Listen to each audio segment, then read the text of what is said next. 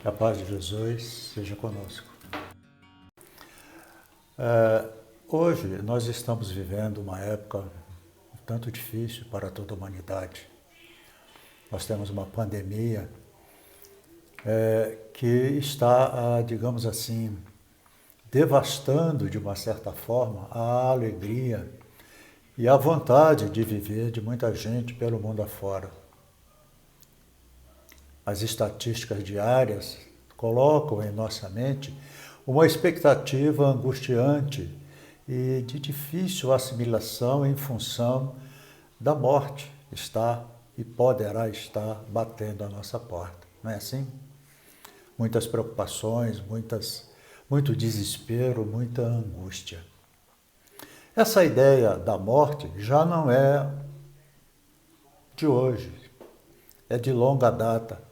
Existiram tantas outras pestes em todas as épocas da humanidade que foram registradas, algumas pela Bíblia, em outras literaturas do Oriente, do Ocidente e assim por diante.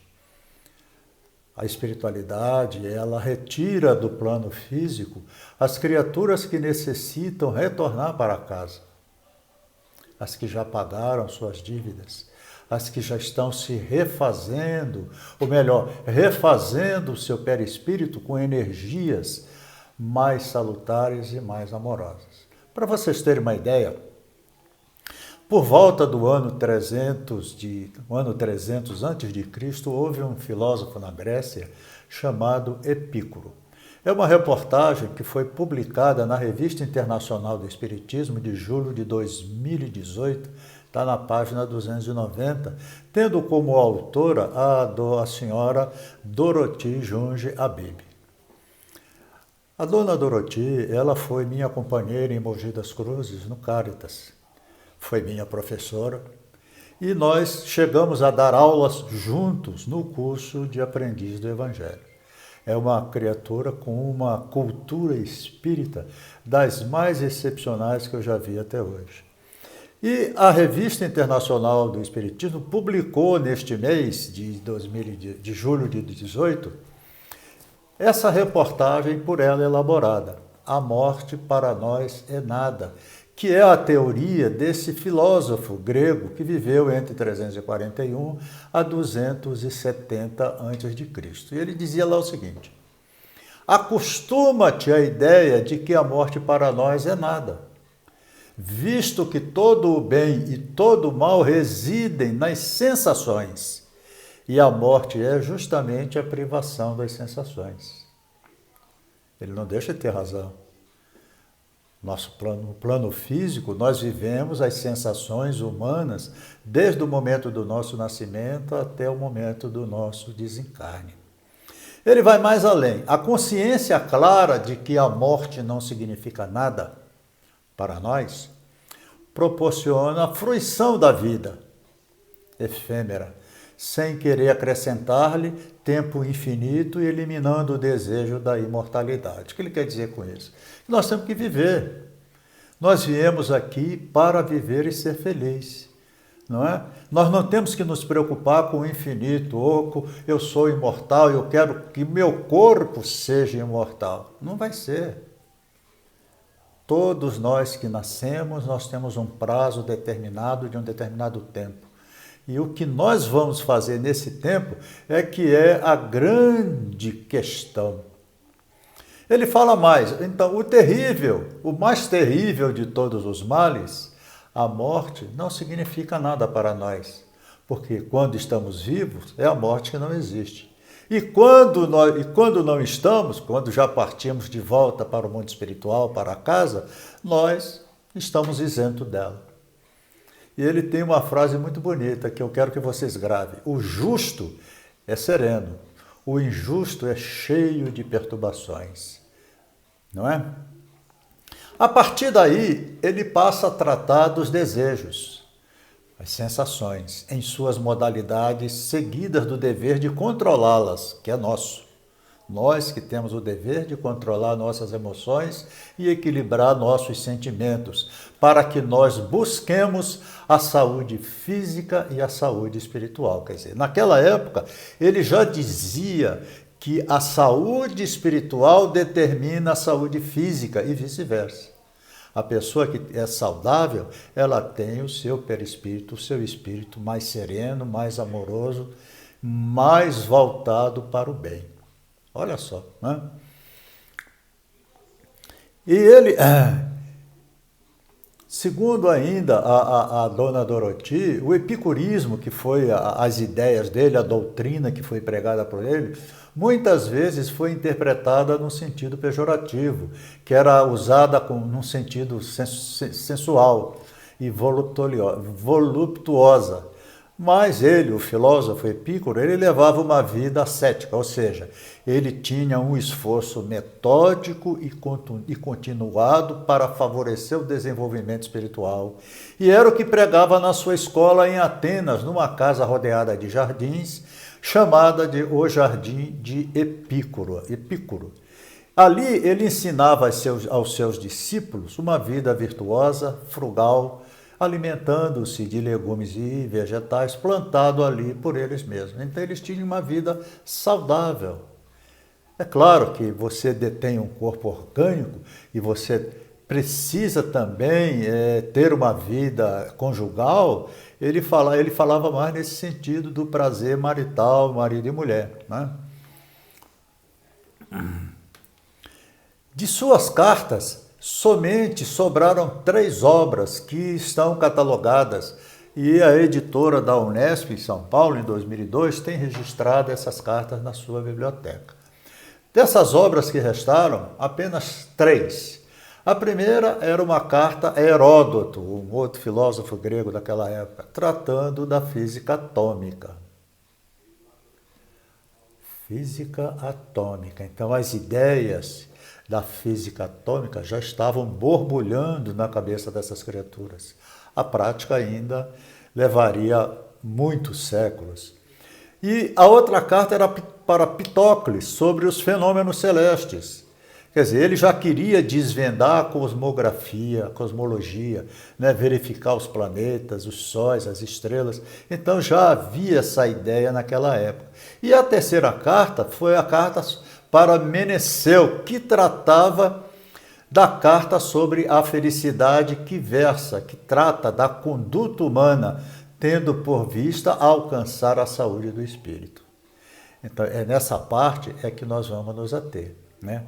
Quer dizer, como ele diz aqui, o prazer é o início e o fim de uma vida feliz. Carta sobre a felicidade. O nosso confrade Rogério Coelho, na mesma revista do mesmo mês, na sequência dessa reportagem da dona Dorothy, ele fala sobre a alforria espiritual. Alforria espiritual? Não é? Então, ele fala que as luzes da doutrina espírita clareando o Evangelho de Jesus, e com ambas iluminando nossa vereda evolutiva, podemos agora, na época atual, vislumbrar o roteiro seguro da emancipação que nos conduzirá com segurança a um novo patamar, alcançando o abençoada e definitiva alforria espiritual. Ou seja, o que é essa euforia espiritual? É onde chegará o momento em que não haverá mais necessidade da nossa parte de reencarnações em planetas de provas e expiação como é a Terra. Compete, portanto, à doutrina espírita ensinar essas coisas para nós, fazendo com que tenhamos olhos de ver e ouvidos de ouvir. Nós somos um corpo físico que se arrasta pelo plano material, mas na verdade nós somos um espírito pronto para voar e se elevar acima deste patamar de tristeza, de sofrimento e de dor. Ele fala mais. À luz da doutrina dos espíritos, todos os conceitos ganham nova dimensão, alguns alterando totalmente onde às vezes só víamos tristezas e retrocesso, passamos a ver alegria e progresso. Segundo informações dos maiores da espiritualidade, o maior obstáculo ao progresso é o egoísmo com parceria com orgulho.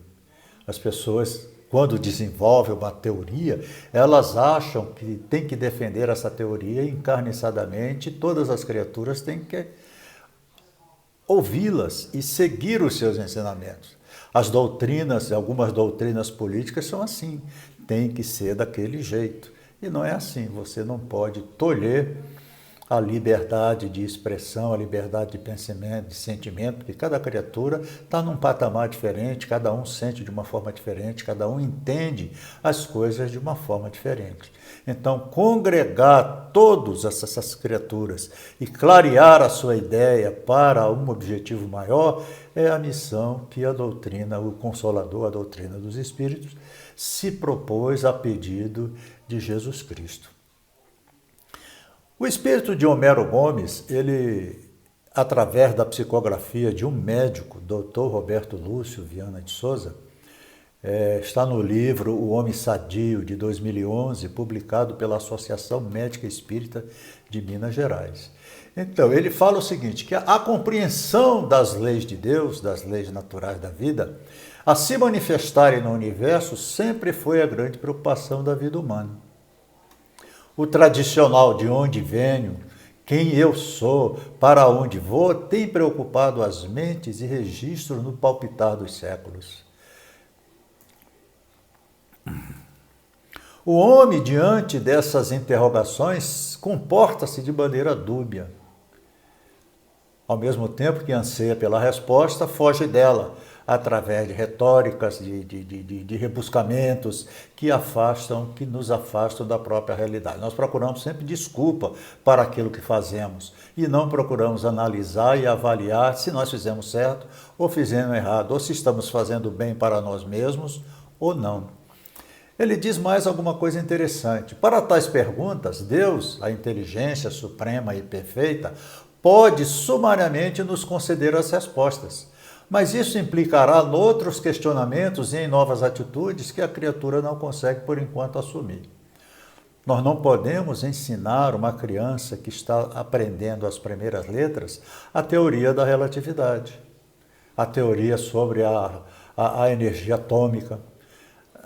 Não vai ouvir, mas não vai entender, não vai assimilar. Então, nós temos que ter um processo de engrandecimento íntimo para que nós possamos começar ou desenvolver esse entendimento. Desse modo, ele fala aqui que a psicologia atual, desconhecendo de onde, ignorando para onde, firma-se no que eu sou, acreditando muitas vezes que o homem, em sua expressão eminentemente biológica, seja a obra primaz do universo e que nele se encerra toda a vida. E não é assim. Quer dizer, a doutrina espírita mostra e prova claramente que não é assim. Aí fica complicado. Apesar que hoje em dia, nas universidades do mundo inteiro, principalmente na Universidade de São Paulo, já existem cursos de espiritualização que fazem com que os médicos que estão se formando já trazem essa natureza de espiritualidade muito clara e trata o paciente em dualidade, ou seja, corpo e espírito.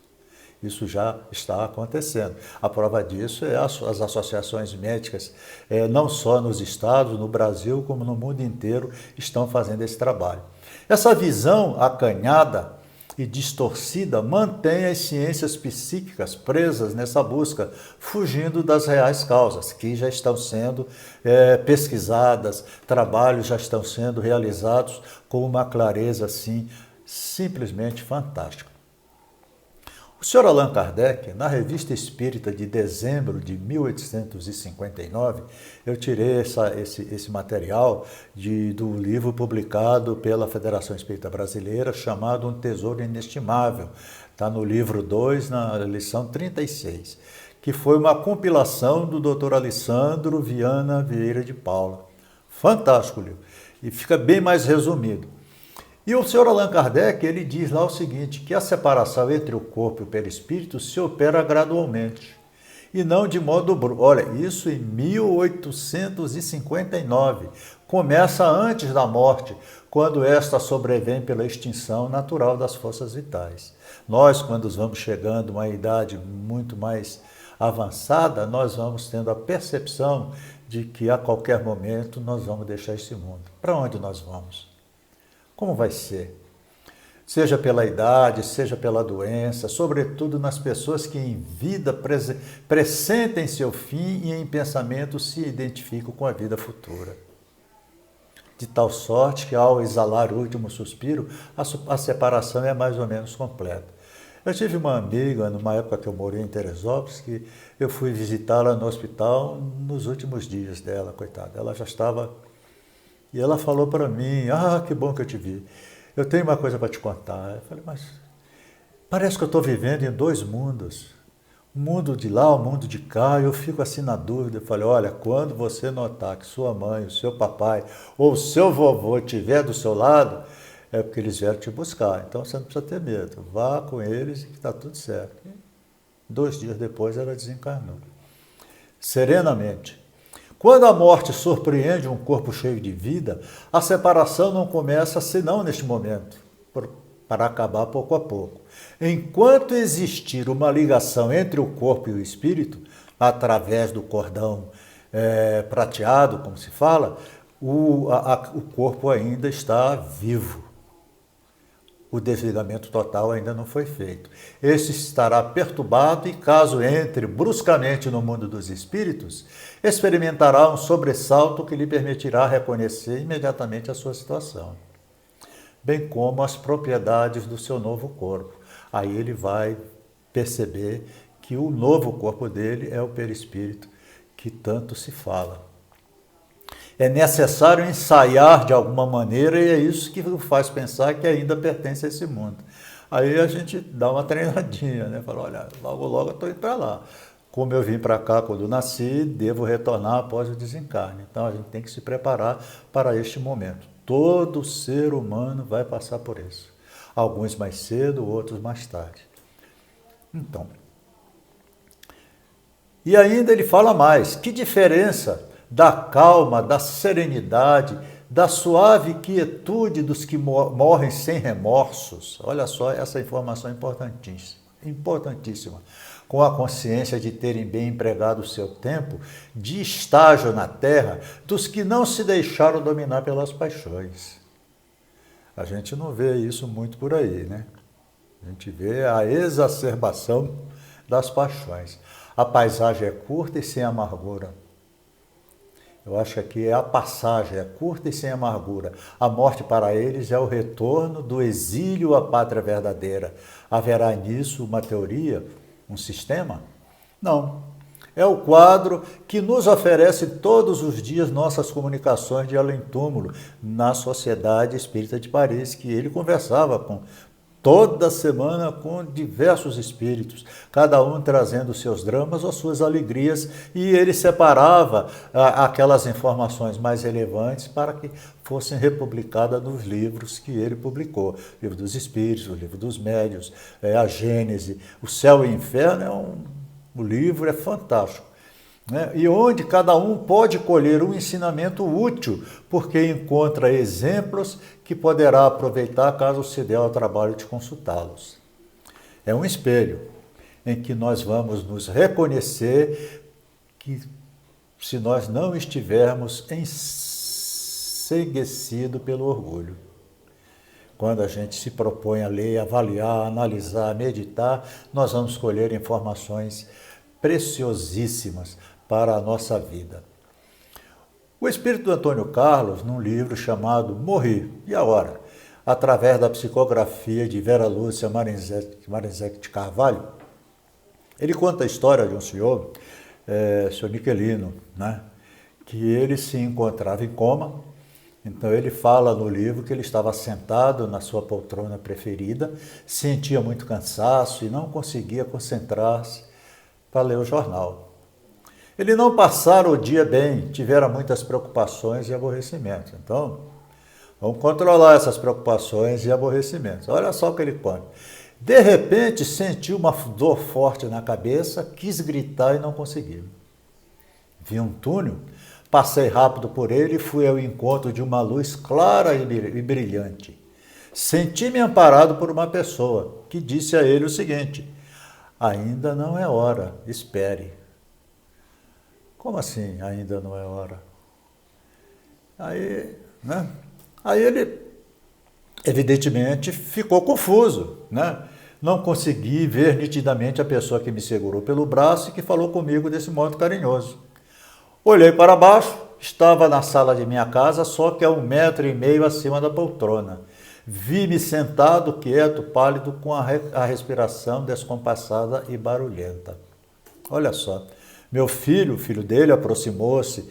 Pai, papai, o senhor está sentindo alguma coisa? Como ele não respondeu, ele se inclinou para ver melhor e gritou: Mãe, corre aqui, papai não está passando bem.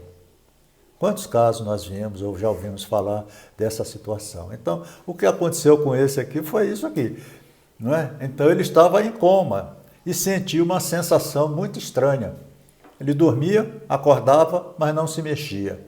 Ouvia e via os enfermeiros, médicos e as visitas.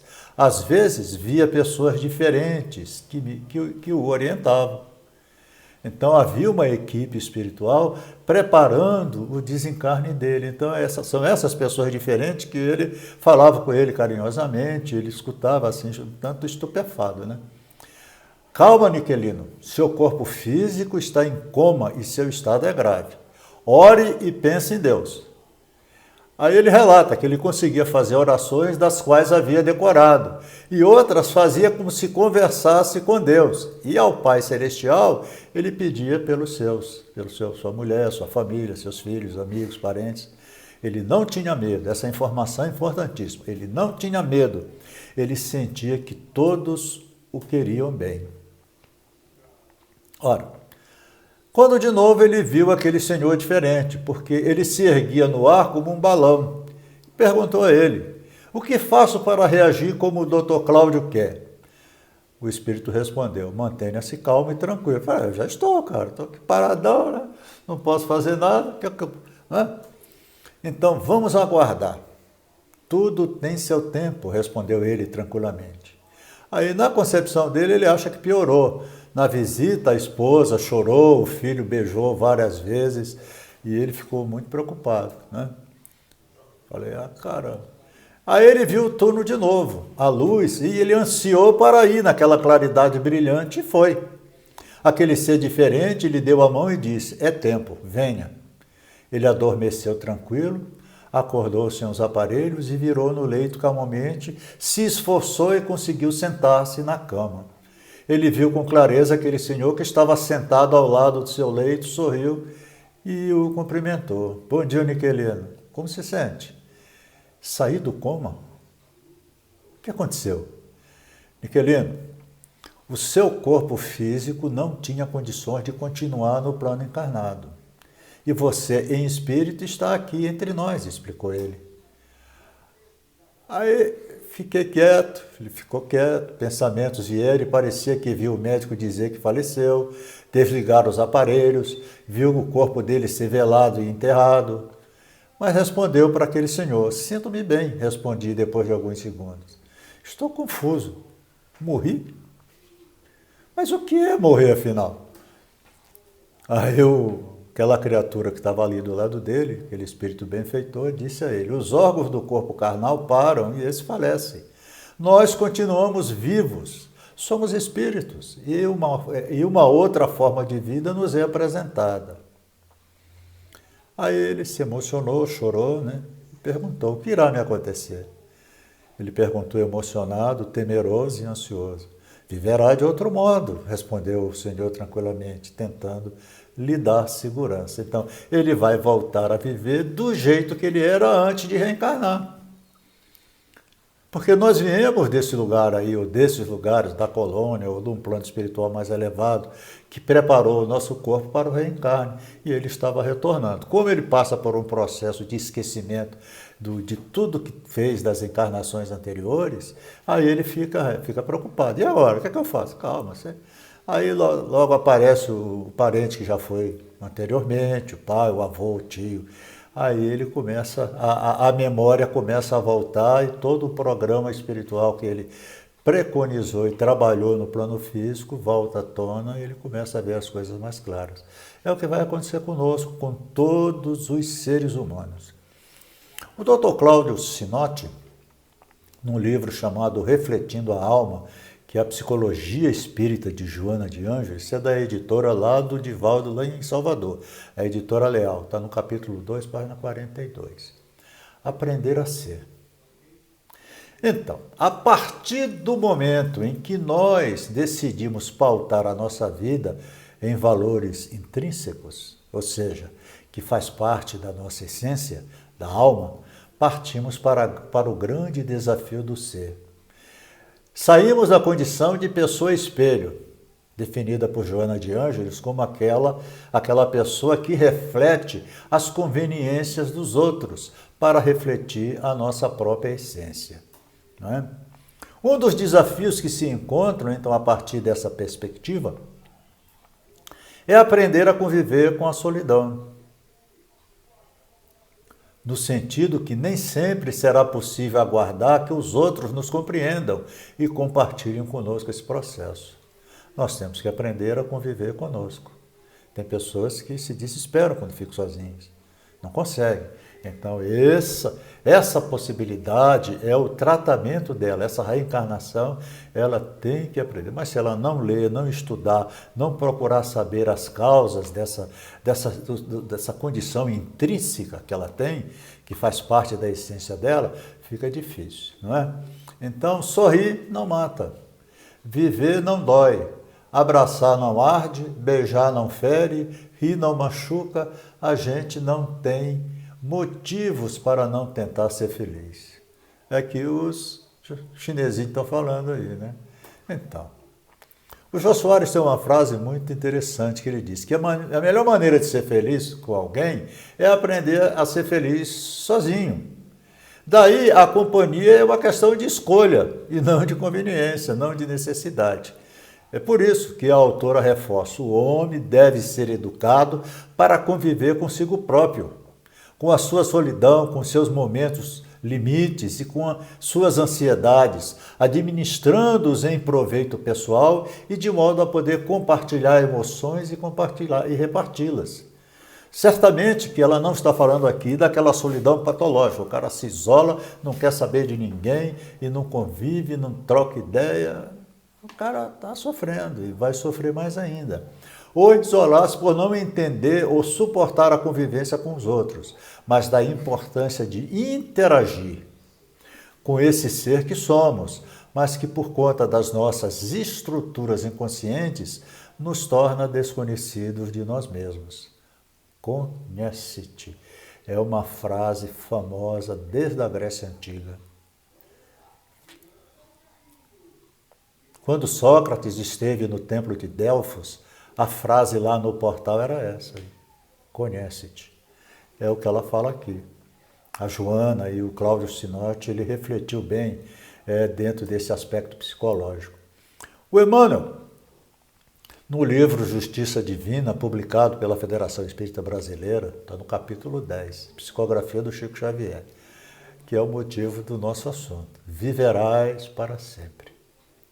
Então ele fala lá que nós, quando meditamos sobre a nossa futura partida, nós temos que honrar servindo a instância carnal em que nós nos hospedamos por algum tempo. Então, se você aproveitar o seu tempo fazendo bem, o seu desenlace no final será suave, porque você impregnou todo o seu espírito com energias boas e saudáveis. É claro que nesse processo nós vamos descobrir com frequência aqueles que fazem ironia em torno da fé, os que se referem à virtude como sendo uma farsa, os que falam de corrida ao poder, calcando aos pés o coração dos semelhantes, né? Pisa mesmo. Os que zombam da lealdade e os que improvisam redutos de fantasiosos prazer, argamassando-os com o pranto das viúvas e dos órfãos. A gente vê muito isso por aí hoje em dia, né? Dinheiro do poder público que foram desviados, que poderiam servir de alimento, de remédio para milhares de pessoas e são servidos para manter a luxúria e a insensatez de alguns. Vai ter repercussões no futuro? Vai. Que energia eles colocaram dentro de si? Não foi a boa. Então, não nos padronizemos pelo figurino moral que essas criaturas apresentam. Porquanto, como vai acontecer conosco, ainda que nós não queiramos, eles permanecem em viagem na terra e cada um prestará conta de si próprio no momento oportuno. O Niquelino foi de uma maneira suave, com o dever cumprido, da família, do trabalho, etc, etc. Se nós conseguíssemos convencer uma semente acerca da valiosa tarefa de que ela se incumbirá na alimentação do povo quando estiver convertida em árvore, talvez a gente se recusasse a fazer muita coisa. E se a lagarta pudesse escutar-nos sobre a futura condição que a espera, dentro da qual voltará no espaço com asas de borboletas, provavelmente nos interpretaria por loucos. Conversa com a lagartixa lá, olha, você é uma borboleta, você vai sair voando, você é linda, você não vai acreditar. A semente lá, uma mangueira, por exemplo, toda frondosa, cheia de manga, cajueiro e tantas outras árvores. Então, quando a gente conversa com uma criatura e fala, olha, você é um espírito imortal, você é uma criatura maravilhosa, você vai ser feliz. Então, não se molestem assim as considerações pueris dos irmãos nossos que procuram transformar a vida terrestre em florestas de espinho selvagem, gastando a existência em caça e pesca de emoções inferiores. Nós vemos todo dia isso por aí.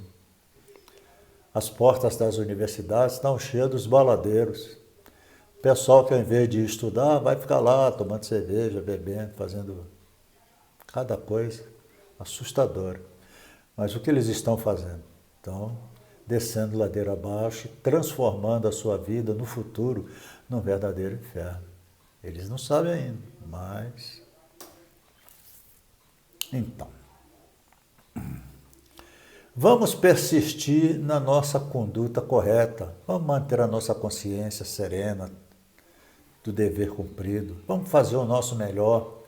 Vamos lembrar que nos planos superiores, nos planetas mais evoluídos, existem pessoas que são nossos amigos, que nos amam, que nos antecederam pelo processo evolutivo deles e que acompanham os nossos triunfos que são ignorados das pessoas.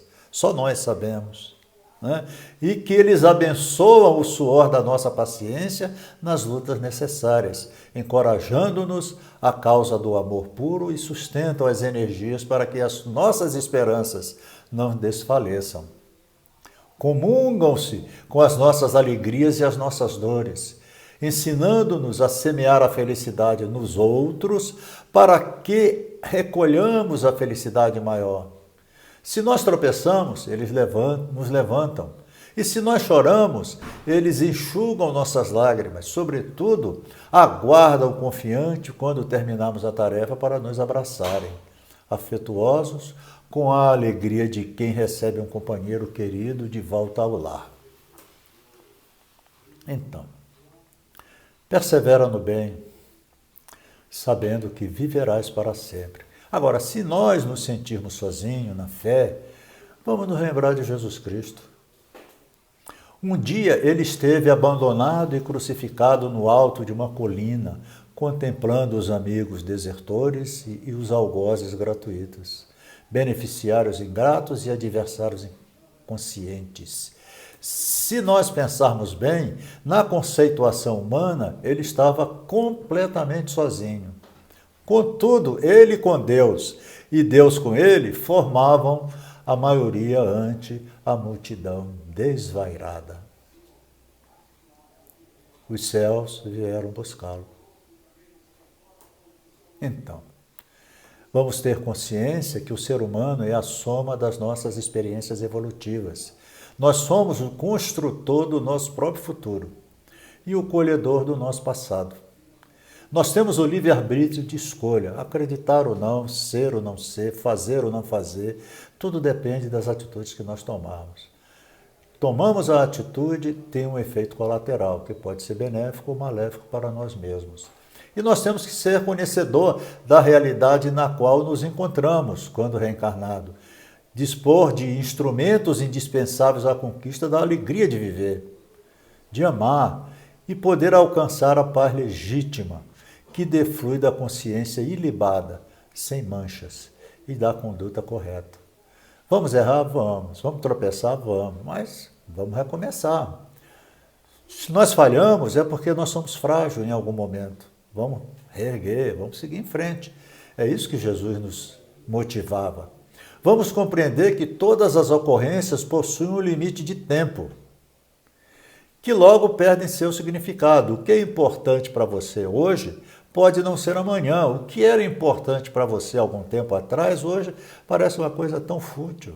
Então, e aqueles que se apegam pelo sofrimento espontâneo e desnecessário. Tem muita gente que gosta de sofrer voluntariamente. Isso é um desperdício de energia. Ele vai continuar sofrendo, se ele não mudar essa atitude para que ele possa retornar ao caminho do bem, o caminho da paz e da alegria. Não é?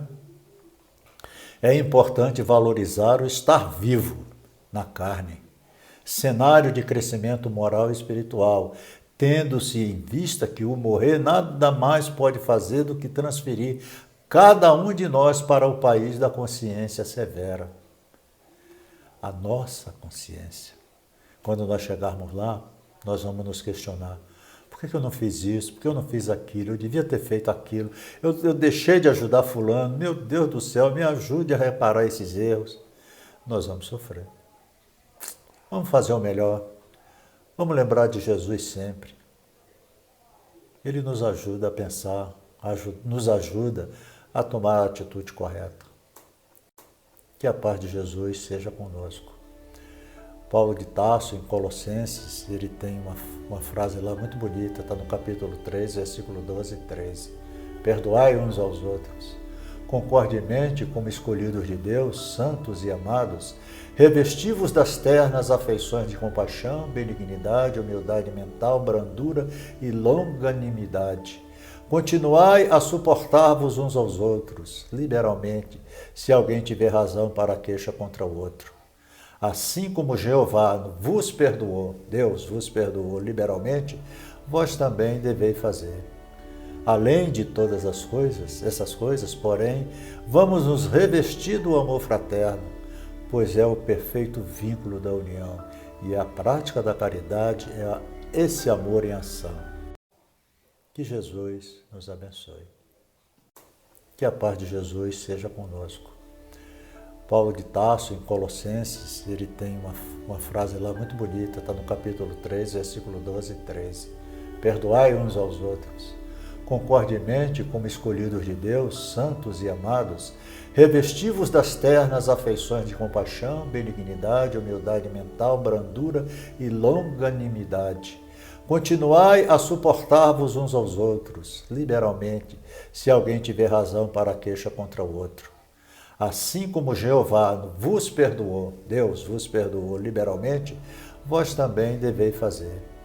Além de todas essas coisas, porém, vamos nos revestir do amor fraterno, pois é o perfeito vínculo da união, e a prática da caridade é esse amor em ação. Que Jesus nos abençoe.